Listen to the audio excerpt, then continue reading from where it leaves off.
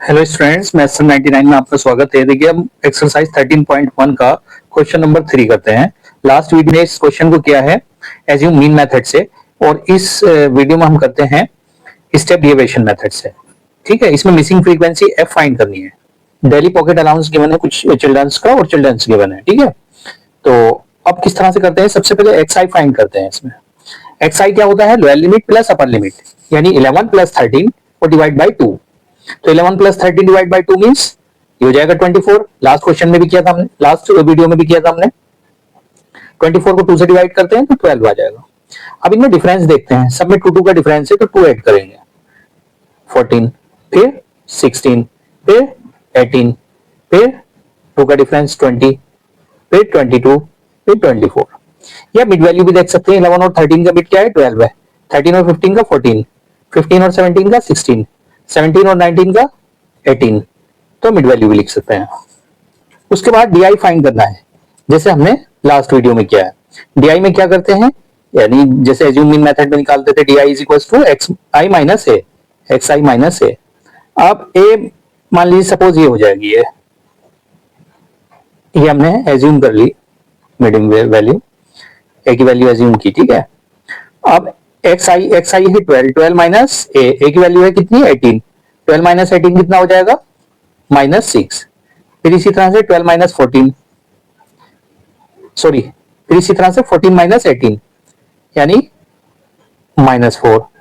फिर 16 माइनस 18 यानी -2। फिर 18 माइनस 18 यानी 0। फिर 18 यानी 2। फिर 22 माइनस 18 यानी 4। फिर 24 माइनस 18, ए है ना 18, तो ये +6।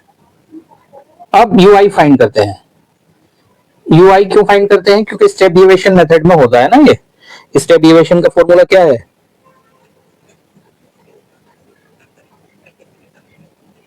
स्टेप डेविएशन मेथड में एक्स बार यानी mean is equal to A plus sigma F I U I upon sigma F I into H. अब यू आई निकालने के लिए क्या करते हैं? X I minus A upon H. H ये डिफरेंस जो है, ठीक है, एच की वैल्यू 11 से 13 के बीच 2 का डिफरेंस है तो ये एच हो जाता।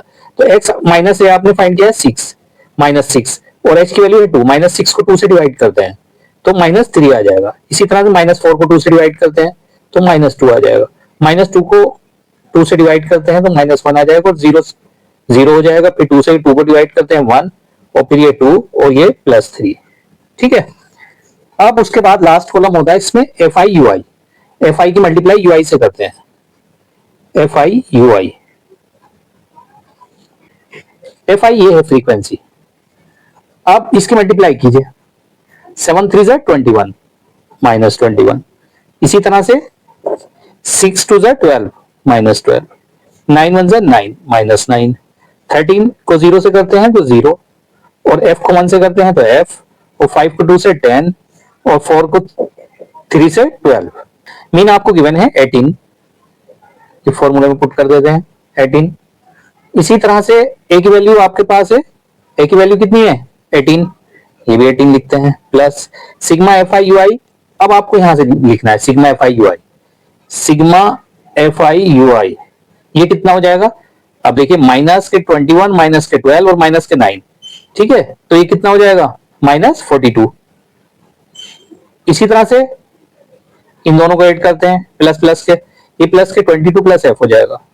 तो माइनस के 42 से प्लस के 22 सेपरेट किया तो आपको मिलता है -20, यानी ये हो जाएगा f -20, f -20। इसी तरह से सिग्मा एफ आई कितना है आपके पास? 44 प्लस एफ। ये वैल्यूज यहां लिख दीजिए। तो यानी इसकी सिग्मा एफ आई यू आई की जगह आप क्या पुट करते हैं? f -20 अपॉन सिग्मा एफ आई, यानी 44 प्लस एफ, और h की वैल्यू है 2। इस 18 को लेफ्ट में ले आते, ये माइनस हो जाएगा 18, ये इसको मल्टीप्लाई करते हैं 2f, और 20 को 2 से मल्टीप्लाई करेंगे 40 अपॉन 44 प्लस एफ। ये 18 से 18 सब्ट्रैक्ट किया तो 0, 2f -40 अपॉन 44 प्लस एफ।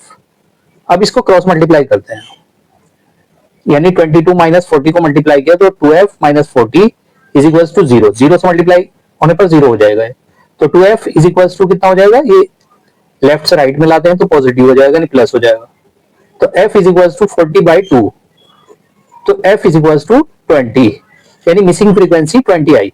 तो देखिए तीनों मेथड से हमने किया इसको, डायरेक्ट मेथड से भी किया, एज्यूम मीन से भी किया और स्टेप डेविएशन से भी किया, तीनों मेथड से आंसर 20 ही आएगा। ठीक है, ये बात अलग है कि एग्जाम में एग्जामिनर किस मेथड से करने के लिए बोलता है, तो आपको उसी मेथड का यूज करना है।